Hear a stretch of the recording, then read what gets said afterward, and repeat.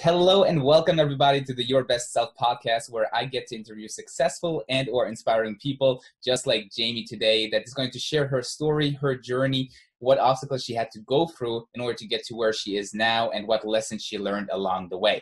My name is Robert Hurt, and today I have the honor to be interviewing Jamie Doerschuck, who is going to share with us how she got to become a marketing consultant at the Doer Co. and how she was able to generate over $10 million for her clients through the project that they did together since 2018. So if you ever thought about creating some kind of service or working as a freelancer, building your own business by providing a service, then this is definitely an interview that you should be watching. So with that said, Jamie, welcome to the podcast. Welcome to the interview. How are you doing today? Thank you so much, Robert. I'm doing awesome. It's a beautiful, sunshiny day here in Florida, connecting with awesome people like you and your audience here at the Best Self podcast. What's up, Best Selfers? Fantastic. All right. So, Jamie, share with us a little bit about your background. How did you get started, or what was the journey to where you are now? Sure. So my journey getting into freelance marketing and stuff like that started when I was in college. So I was a music major. I didn't wind up graduating with the degree in music. I changed it, and that's like a whole separate story. But when I was 14, 15, 16, the thing about being a music major is that it's a little different than like being English or business or something like that. Because in those cases, normally when you apply to college or university, you just give your application, give your test scores, and if you're lucky, then, you get in, and then if you're not, then you don't. With music and arts degrees, there's an extra step that you can have test scores and whatever that meets their requirements, and then you have to go through an audition process. Okay. So that's what I was doing when I was 17. I had to do the audition process. I played a weird instrument. It's called the bass clarinet. Okay. So not many schools offer this as an undergraduate major. Normally you would have to take like your bachelor level or undergraduate. I know it's, different in different countries, but you would normally have to do that bachelor level as a soprano clarinet. That's the regular one that you probably think of. And then you would do a master's in classical music performance. Okay. But I don't play the regular clarinet, so that was not what was going to happen for me. So I had to do this audition for bass clarinet, and that meant there were only 5 schools in the entire world that I could apply to. Okay. Yeah. 2 were in the United States, 2 were in the Netherlands, and then 1 was in Switzerland. Wow. So I did all that stuff, and then I did all the applications, and then I got the auditions, and then I got my results back, and I decided to go to college in Bern, Switzerland. Wow. Okay. Yeah, at the Hochschule der Künste Bern, which somehow is University of Applied Sciences in English, which I don't think that's really what it means. But well, it's actually German. Well, it sounds German. Hochschule der Künste. Yeah. It is. It is German.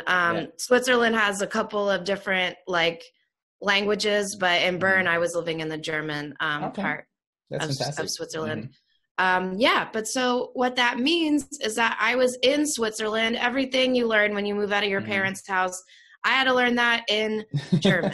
So that was really hard. But I was there on an education visa. So this is how we're getting into how I got started with everything, because I could only work not at all for the first 6 months. Wow. And then after the first 6, and Switzerland's really expensive. Yes. So yeah. So I'm like, that's not gonna work out. And then the next 6 months after that, you could work only a maximum of 10 hours per week. So basically don't work is what that means. That's crazy. Okay. But that wasn't going to work out for me because Switzerland is really expensive. So this is how I started getting into, business for myself, because I was like, well, I can't work with Swiss people, obviously. I need to find something that I could do where I can work with definitely not Swiss people, but also ideally maybe not European people. Yeah. So Americans, places where the Swiss government won't be seeing what exactly I'm doing. but that gives a couple of unique challenges because obviously like I cannot be there in person. But also with the time difference, I can't really commit to a block schedule because you could do a lot of stuff online. Like, you know, you could be like Amazon, they have their chat, like tech support people and whatever. So you can do jobs like that online, but they want you to be able to say like, oh, you know, on Tuesday I could be here from 3 to 6 or whatever. And it's not really easy for me to do that with the time difference and a busy music schedule. Cause like my schedule is not even consistent. And so it's like, you know, I got to work with probably Americans. I can't have any type of block schedule and it has to be like completely location independent. So what I did was I went onto a website called Reddit, reddit.com for anyone who doesn't know. And then I went on this forum called forhire. So it's reddit.com /r/forhire as one word. And I just started scrolling down and seeing like what people are, you know, I'm like, I guess I have to teach myself a skill or something. So I just started scrolling down and seeing like, well, what are people offering to pay people for or whatever. And I saw a lot of marketing stuff coming up. So I'm like, well, great. I guess I'm going to teach myself how to do that. Then I started with video marketing where I would make whiteboard videos. And then I just did like try a bunch of different types of things and see what I like. And then eventually I built that over, you know, I was like 18, over probably 4 years of doing that part-time. Then I graduated college and then I, rolled it into a full-time thing with a focus on copywriting. So that's broadly how I got started. And I figured that I'll leave like any more specific questions for you. Wow, that's fantastic. And that you know, I never thought about going onto Reddit and, you know, searching for the for hire, you know, section to find out what people are willing to pay money for, right? Because that's actually a very smart move to figure out, all right, so what can I see myself doing? Because I believe that, you know, a few people might be in the situation where you are sort of now, or where you have been, where they go to college, they have a major where they perhaps don't see themselves long term, or they don't want to go into a job having, you know, like that. That, you know, this is a great way to sort of perhaps find out like, all right, where can I see myself? You know, what can I see myself doing? So you did whiteboard animations, and you did that for clients. Is that correct? Yeah, that's correct. I would do it for both individuals and like surprisingly, actually some agencies were kind of interested in the whiteboard video thing. So I was like, I guess the agency was white labeling my services to their clients. So I did a lot of stuff in Trinidad, actually. This one Trinidad marketing agency, they used me for the first project and then it came out pretty good. And then they would just kick me a couple projects like per month. And I started maybe where a lot of your audience is right now that, you know, it was just like a couple $100 per project, you know, like maybe $400 or something per project. And it was fine for a small time income, but I was able actually to roll that into I did through my agency 6 figures last year. So, I mean, I started right where everyone else is, a couple $100 per project. And I was ultimately able to roll that into like $10,000, $20,000, $60,000 projects. Wow, that's amazing. And where did you went from making whiteboard animation videos, and then you said you added copywriting as well, or did you do any other marketing services along the way there? Yeah, that's a great question. And I think that I would like to tie it back to what you were saying about, you know, if you're in college and you maybe don't know what you want to do, or you're in a major, like I knew pretty quickly that I didn't want to be a professional musician just because of the fact that, you know, orchestras are bankrupt like right now. So I don't think that our generation is going to save them. And I mean, that's very sad and everything, but also I don't want to tie, you know, when you're 18, like you're going to live a really long time. So you don't want to tie your career to an institution that's dying. Like I wouldn't really want to be a newspaper journalist either. So it's like, well, I want to make sure that I can, have a career where that industry is going to definitely exist like for my entire life. Yeah. So maybe some of your listeners here are in a similar situation where you're in a major in college, because maybe like my parents, my mom said that she would never talk to me again if I didn't go to college. So maybe some of you guys are in a similar situation. But how did I figure out ultimately what I wanted to do? It was by trying a lot of different things. So like you kind of foresaw, I didn't necessarily make the jump right from whiteboard video to copywriting. And then I'm like, oh, that's the thing. So there was a little bit of a middle journey in there. So I'm like living in Switzerland, doing these whiteboard videos and stuff. And then after a year, I decided that I don't want to continue music. So I moved back to the US. And I had deferred my enrollment to like a different university. So I went there and I had to be a music, like when you defer your enrollment, and I was transferring as like already having credits. So I was like an upperclassman. So when you do that, they want you to be like what they accepted you as for like a year usually before they will let you change. So I went to this other school in the US, still with my degree as music, but I'm like, well, I already know that I don't want to do this. So I'm trying to like use that year to get the other classes that I might need, like try to take as little music classes as possible, more English, more history, like all the dumb BS that they make you take in the US, especially. And while I was doing that, I was still doing my whiteboard videos, but then I was like, I want to practice marketing in between my client projects. So I started a subscription box. Do you guys have those? Like, you know what they are? If anyone doesn't really know what they are, you pay just every month. For my subscription box, it was, I ultimately had a couple of different sizes, but I think it started at $25 a month. And then you would get, mine was called Berg Box because I live in St. Petersburg, Florida. So it was just locally made products. And it was like a 25, a 45, a 75 eventually. And you would just get more products with more bigger thing. But so I started this little business because I'm like, I want something to practice in between my client projects. And it will give me, the opportunity to try lots of different areas of marketing. So I did everything myself, like all the social media, build the email list, build the website, like stuff like that, do actual email marketing where like and this is how I really got hooked on copywriting because I would, like my favorite thing in the world would be to send an email and then look at it the next morning and I have like another $150 in sales. So through doing that through college was really where I started to figure out, and I had to do all the different areas of marketing. Like I also had to do the social media stuff. And then I'm like, well, I hate this. So good to know that now, I guess.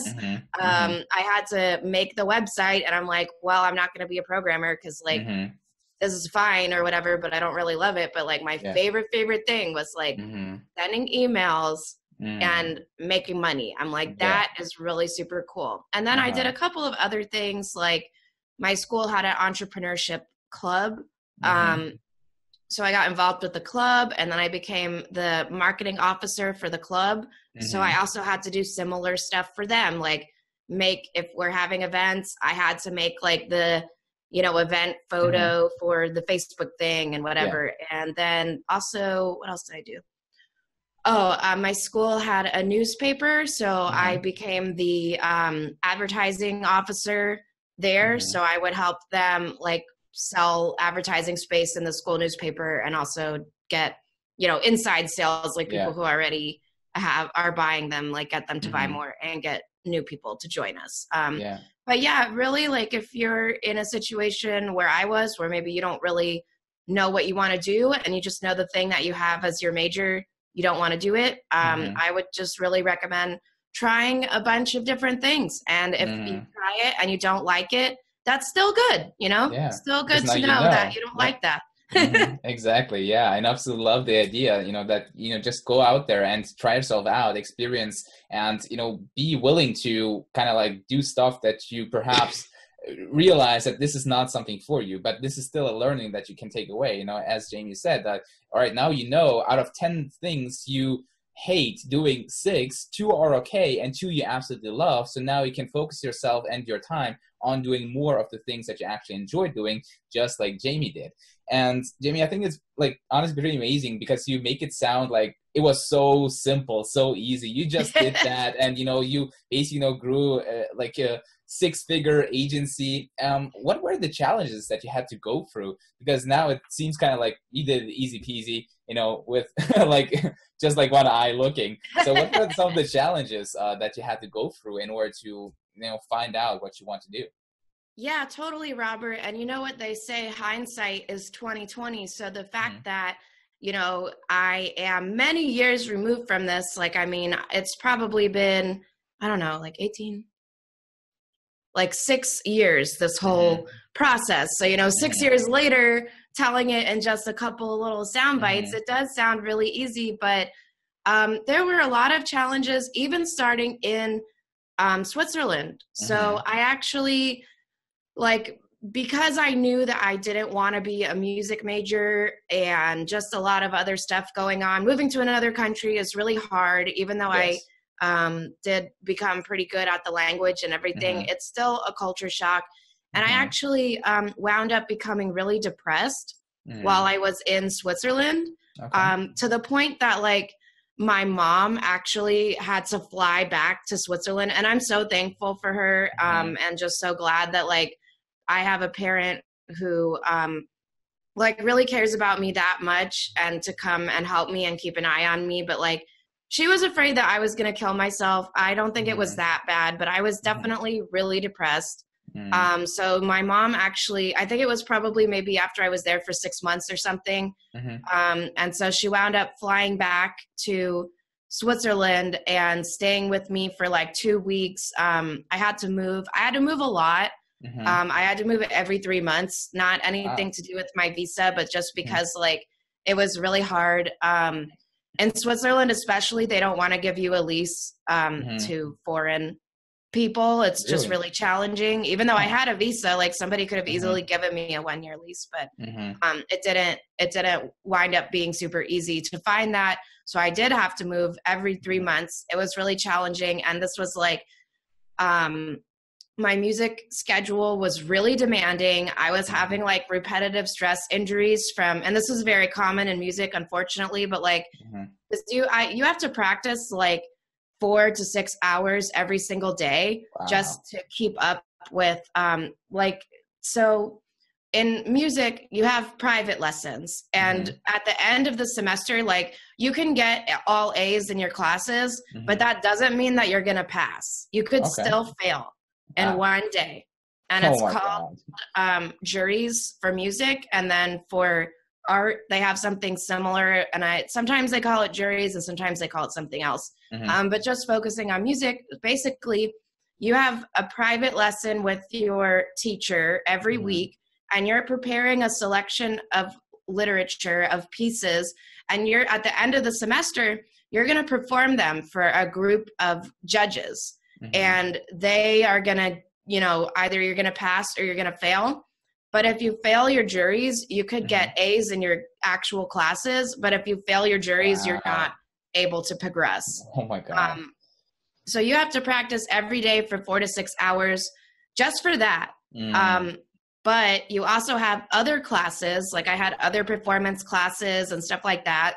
And then you're also obviously expected as a musician to play in ensembles. So I was part of in Europe, this, but anyone American might not really know this, but in Europe, it's really common to have city bands. And especially in Switzerland, pretty much every major city has a band. So the one I was in was called Stadtmusik Biel, which means city music, and Biel is the city, or it's also called Bien in French.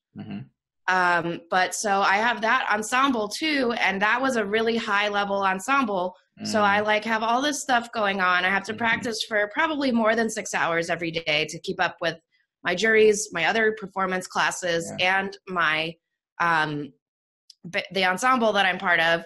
And then that ensemble has rehearsals. So I had repetitive stress injuries. So I'm like sleeping in hand braces, like on one on each hand. Yeah, it was really not very fun. People say that like art is the easy major or whatever. Doesn't sound like it. No, it's really, really hard. And actually, I wound up changing my major and like graduated ultimately with a degree in economics. Okay. And that was a lot easier than music. So, and I'm not even very good at math. But music and art is super hard. But yeah, so I got really depressed, just, you know, having to do all of that stuff, and I'm hurt, and I know already that it's not what I want to do. So my mom came to Switzerland for 2 weeks, and she helped me move and also just spend time with me and talked with me about some of this stuff. And then she helped me navigate getting therapy, because it's just like, you know, challenging to figure out, you don't live in that country, you're not a citizen, and figuring out the healthcare system and stuff. So she helped me like, first off, figure out how do you get therapy in Switzerland, and then get therapy. Like it got me set up with someone, and like she was there through our first couple of meetings and stuff like that. So yeah, I mean, and you know, the point that I guess I want to get across for everyone is that ultimately the challenge that I faced was like doing something and having to put so much effort into it, but knowing that it's not what I want to do. And I would say that what I learned from it, because, you know, when you take on something as part of your identity, like I prepared for this, for being a musician at the collegiate level for years. I mean, you know, I was 18 when that happened.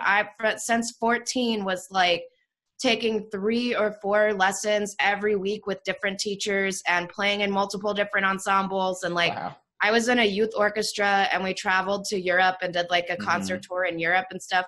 And that's all before I was 18. And like, my parents got me professional level instrument for me to go to college. And it's just like, you know, everyone else invested in this stuff. And I went to Spain and studied a master class with the best bass clarinetist in the entire world, where I stayed at his house in Spain for a week. And every day we had, you know, lessons and stuff. And it's just like, you know, everyone telling you like, you're talented and like, you can do this. And my parents, like, we support you 100%. And like, and that's really rare, you know, to have like want to be interested in art and have your parents like really, really support you like that and get you the equipment that you need and help me. You know, I had to go to Europe to audition for some of these schools when I was 17.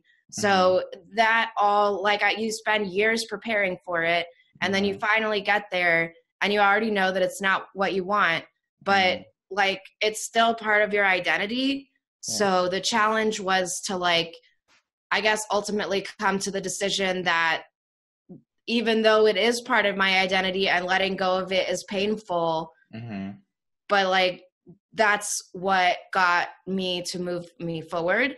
And there were just a couple of other instances in my life too, where that was really the challenge. Like it also happened to me with the subscription box. I did it for like a year. I broke even after the first month, but I wasn't really able to, cause it's like, I got at the height, like 25 regular subscribers. And then I would have people who bought one-off stuff too. And I was selling at markets and things like that. So it's just like, you are not at a high enough level of buying the inventory from stores that you can get like an actual retail price, or I'm sorry, like the wholesale price. So they would only be giving me a discount off of retail price. So the challenge that I was facing with that was that like I couldn't, and I was doing everything myself, and just, it was still like breaking even, like growing, but breaking even. and I couldn't afford to pay anyone to help me. Yeah. So I had to just do everything myself. But I did it for a year. I got on the news in my local area. I had lots of articles written about me. They ultimately wrote about me in my school newspaper. And then I took it to a pitch competition, a college pitch competition. I didn't win, despite being the only one with a real business, but Okay. you know, whatever. Yeah. But I didn't win. But then one of the judges was like, because the judges are venture capitalists and angel investors. So you don't necessarily have to win. If you just impress one of the judges, they might be interested in investing with you. So one of those guys was interested in investing in my business. And then at the same time, I had the Chamber of Commerce in my local city.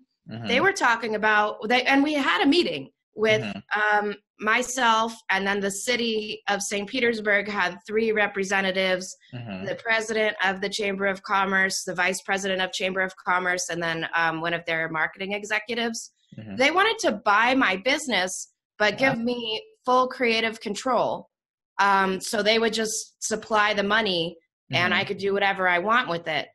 Excuse me. But I'm getting over being sick. Oh. So this was another instance in my life where it's like I took this on this subscription box thing as being part of my identity, but I already knew that I started it.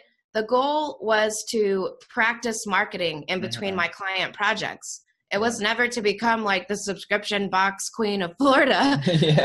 But now I have all these people trying to give me money, and I did have meetings with them, but it's like, and at that time I was a legal adult. So it's like, if I take money from these people, I'm making real commitments to these people. And it's not something that I'm just doing for fun anymore. And like, if I don't want to do it, I can quit. Like if you take money, you have obligations. And so that was another time in my life where like, I had to come because again, I took it on as part of my identity. Everybody knew me as, the Berg Box girl. I was on the news and stuff. People like local businesses were reaching out to me, to be featured in my boxes. Wow. And it's like, well, I know, like, if I take this money from these people, I'm going to have to make commitments to them. And I already know that that's not what I want to do. So I have to let it go as part of my identity. And that was really hard. But that was when I started the whiteboard thing at 18. This took me probably to like 20, because it was like 18 to 19, I moved back. 19 to 20, I like built this thing up. And then around 20, it's like, I got momentum enough that people are trying to buy my business, but it's like, well, that's not what I want to really do. And I kind of know that already. So it was really hard, but I had to let that go as part of my identity.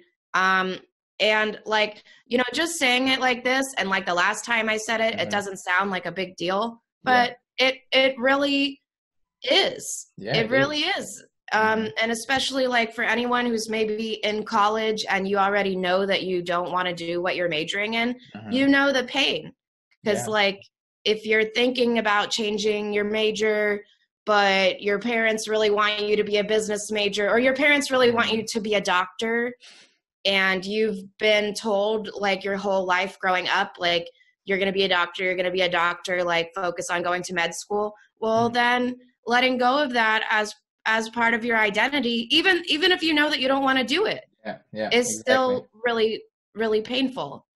So and I want to touch on that. I want to touch on that while we are at this point. And it's basically the story of my life. Like for me, as I was growing up, since I was 5 years old, I first expressed the thought of becoming a doctor, because my mom is a doctor as well. My grandpa is a doctor. He was a surgeon. So I was like, doctors are highly regarded people. They have good pay. They're saving people's lives. So I was like, I want to become a doctor. And, And then I'm growing up, sure your parents latched on to that. They're like, exactly. yeah, be a doctor. Exactly. Yes. Yes. And they were obviously the reality of their son becoming a doctor was obviously a good one, because whose parents do not want their child to become a doctor, basically, right? Yeah. So growing up all the time, when a question came up, what is, this son going to do? He's going to become a doctor, right? And as you said, it became part of my identity, and it literally rooted itself over like 10 years before, for me, like the breaking point was where I finished my school. So I got like the education that I needed, basically. Like, I think it was like I finished high school. Like for the US, it would be high school. High school is finished, and now I have to look, where I'm going to apply. And until that point, I thought about, I will become a doctor.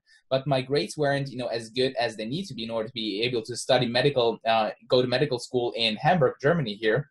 Yeah. So I had to go to probably another country or commit myself 17 years to the army in order to get medical education. So all this time, this was part of my identity. And I thought that this is what I will need to do because of the expectations of my parents. They supported me. Obviously, they always, that like, hey, you're going to become the best doctor. You're going to become the best surgeon. But then this breaking point came where I realized, like, hold on a second, is that really my dream? Is that really what I want to do? Or is it just like the reality that was built over like 10 years of my life because of the support, and which is good, obviously, right? You want to have, supportive parents, but at some point it will just get to the point where it's their dream, it's their reality that they want to have, that you become a doctor, but it's not yours, right? Yeah. So I had that where, I literally broke down. That was the first time in my life I broke down crying, and I was just like devastated, because I was like, my identity, which I thought I will become a doctor, was just gone. And now all of a sudden I was like, so what am I going to become then? Like, it's just and like, it really is, did you find yourself that like, after you had this breaking point and now that being a doctor isn't what you wanted to do, do you find yourself then like looking in the mirror and it's like, like, who am I? Yeah, you exactly. have like that moment and stuff? Yeah, exactly. Because now you obviously question like everything and your life, your whole life, because you thought like, all right, this is what I'm going to become. And now all of a sudden it's not, any part of you anymore. And obviously it's hard and heartbreaking for the parents, because they thought, it's going to happen. But then you just made the decision. And I believe that I'm very happy that I didn't went through on applying to medical school, or, even worse, committing to the army for 17 years to get medical education. Yeah, that would be awful. That would be awful. And then realizing, in the first semester, in the first year, that this is not what I want to do, it would have been way worse than realizing that beforehand, right? So if you're watching this perhaps right now and you already know that, what I'm doing right now is not really what's, I want to do. Maybe perhaps you have expectations of your family, of your, friends or surroundings, that you need to do that. Then perhaps it's time to realize that, all right, maybe, I gotta get away from that and realize or discover what is actually my passion and what do I want to do, right? So thank you so much, by the way, for sharing the story and, a lot of personal things, because obviously that's very personal. That's why we're here. Yeah, exactly. Yeah, absolutely. And, I try to be really open. I really like what you said about just going back to when you were sharing your story, that you're so glad that you had that decision before you like enrolled in school or either did the military and then decided not to like that after the first semester, having to make that realization. Because I think that, sorry, this is my dog. No worries. Oh, Ben. that's Hi. Hi, internet.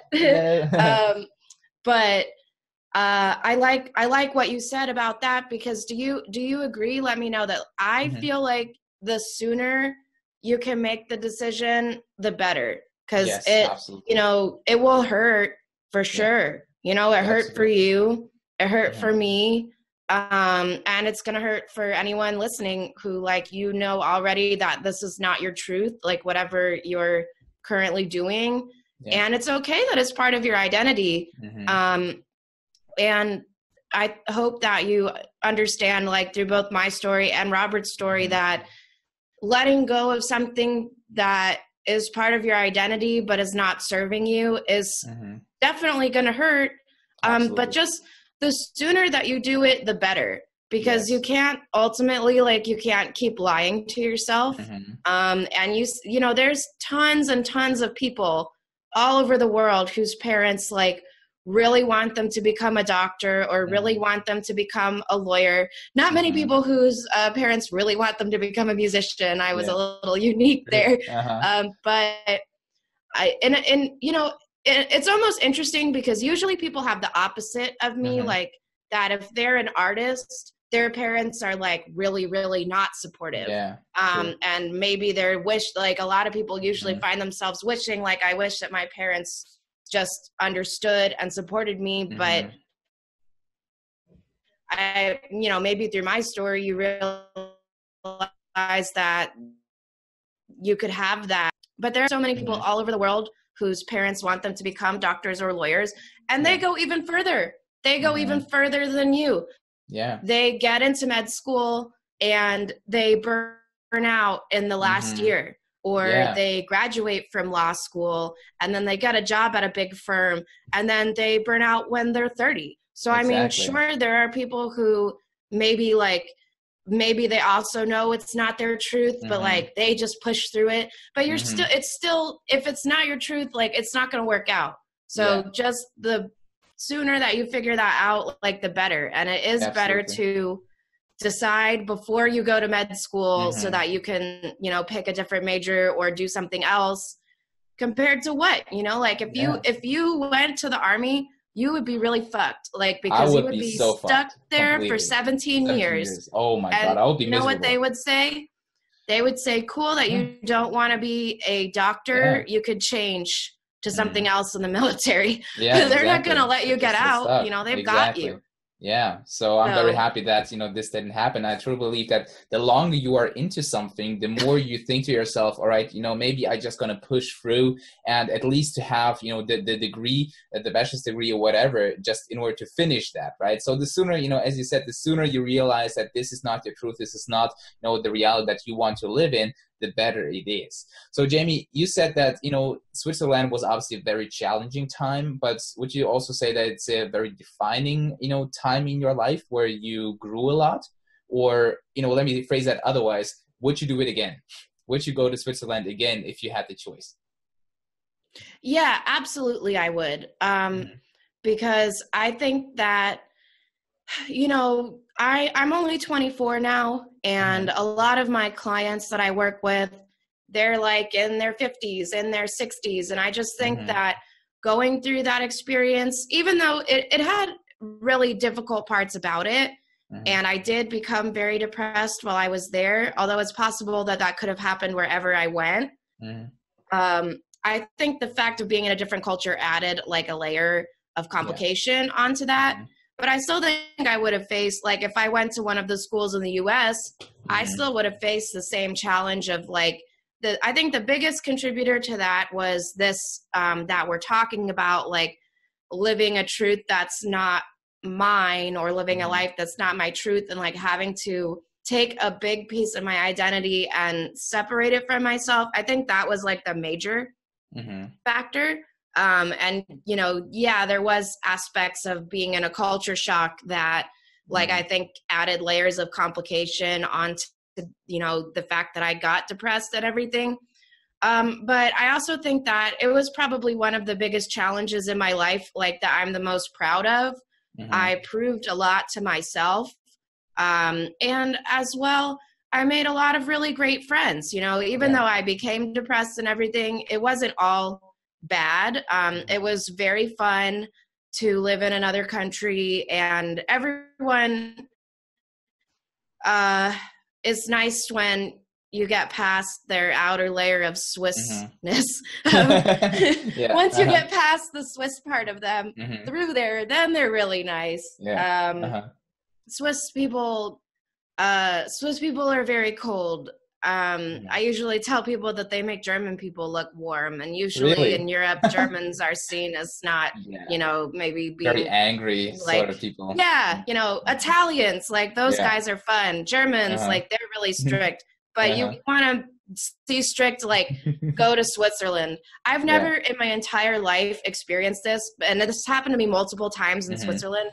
Like in America and in most normal places, I feel like if you have an appointment at 3:00, like you're going to the doctor or something, whatever, and you show up at like 2:45, that would be considered like professional. And they would be like, great, you're a little early. Get, sit down, like get a magazine or start filling out this paperwork or whatever.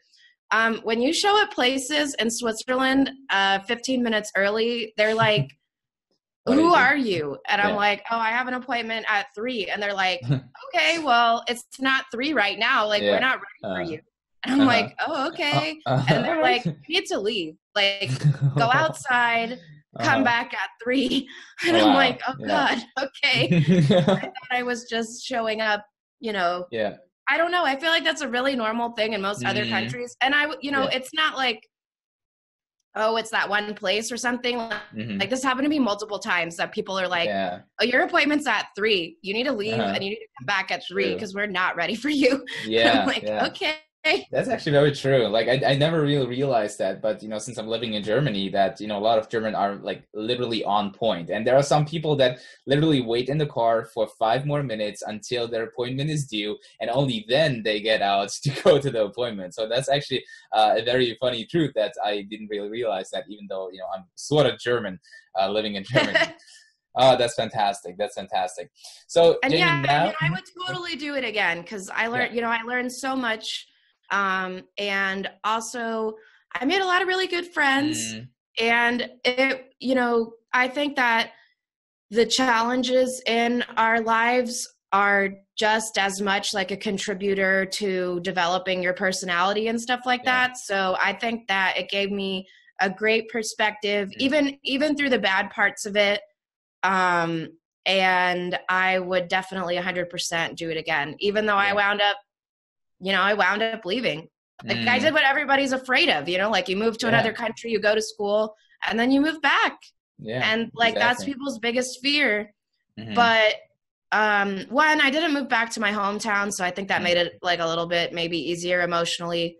But even still, like whatever, sometimes it doesn't work out and you can just, you gotta regroup and figure out your next step. It's okay. Like it happens to all of us. Yeah, exactly. And I totally agree with you because, I personally have been in the US for a whole year in 2011 as well. So that's a very, challenging time because you're obviously in a new country, on a new continent, having to speak a new language, meet up with new cultures and new people.